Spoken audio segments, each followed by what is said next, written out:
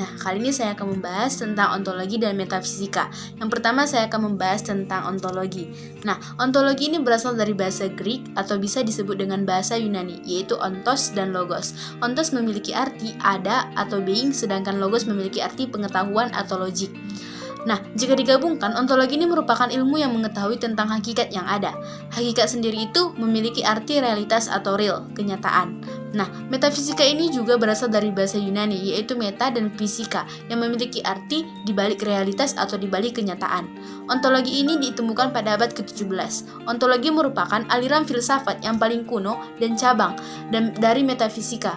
Ontologi dan metafisika ini disamakan karena keduanya sama-sama menyelidiki tentang hakikat. Nah, metafisika ini dibagi menjadi dua. Yang pertama yaitu metafisika umum, yang kedua yaitu metafisika khusus. Nah, di dalam metafisika umum ini sering disebut dengan ontologi berbicara tentang hakikat yang ada. Hakikat yang ada ini dibagi menjadi 3 kategori. Yang pertama yaitu ontologi yang ada di dalam angan-angan, yang kedua yaitu ontologi yang ada dalam kemungkinan, yang ketiga yaitu ontologi yang ada di dalam kenyataan. Nah, yang kedua yaitu metafisika khusus. Metafisika khusus ini dibagi menjadi 3, yaitu kosmologi, antropologi, dan teologi. Yang dimana di dalam teologi ini membicarakan tentang Tuhan dari segi akal. Nah, yang ini dibagi menjadi 7 macam. Yang pertama yaitu teisme, yang kedua monoteisme, yang ketiga tiniteisme, yang keempat politeisme, yang kelima panteisme, yang keenam ateisme, dan yang terakhir yaitu agnostisisme. Cabang dan landasan metafisika. Mari kita pelajari bersama-sama apa itu cabang dan landasan metafisika. Metafisika adalah cabang filsafat yang berkaitan dengan proses analitis atas hakikat fundamental mengenai keberadaan dan realitas yang menyertainya. Kajian mengenai metafisika umumnya berporos pada pernyataan mendasar mengenai keberadaan dan sifat-sifat yang meliputi realitas yang dikaji. Pemaknaan mengenai metafisika bervariasi, dan setiap masa dan filsuf tentu memiliki pandangan yang berbeda.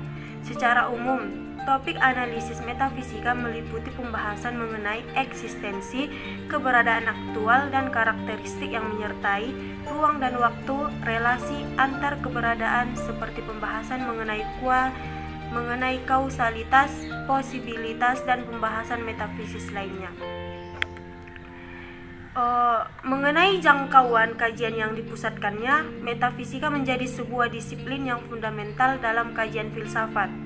Sepanjang sejarah kefilsafatan, metafisika menjangkau problem-problem klasik dalam filsafat teoritis.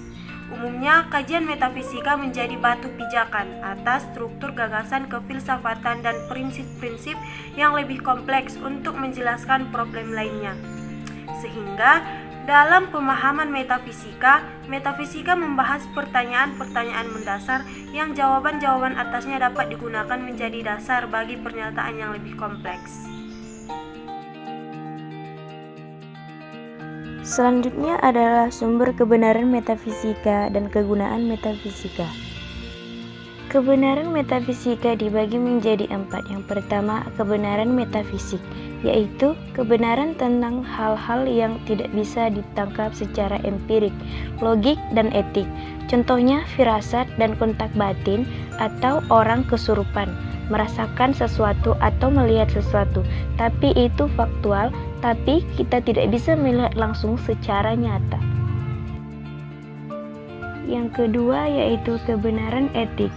Kebenaran etik merupakan kebenaran yang merujuk kepada perangkat standar moral sebagai pegangan, tergantung pada standar etik suatu suku, budaya, agama, atau kesepakatan sosial. Yang ketiga yaitu kebenaran logik. Kebenaran logika adalah kebenaran yang dirumuskan melalui proses berpikir rasional menggunakan akal sehat.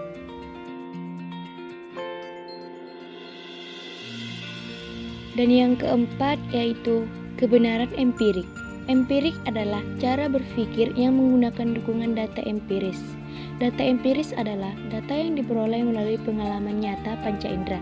Kebenaran empiris bersifat konsisten, nyata, real, sistematis, dan sesuai fakta yang ada. Selanjutnya adalah manfaat metafisika. Manfaat dari mempelajari metafisika yaitu 1. Sebagai pengobatan, yang kedua sebagai penghasilan, dan yang ketiga untuk menyingkirkan atau menghilangkan ilmu hitam.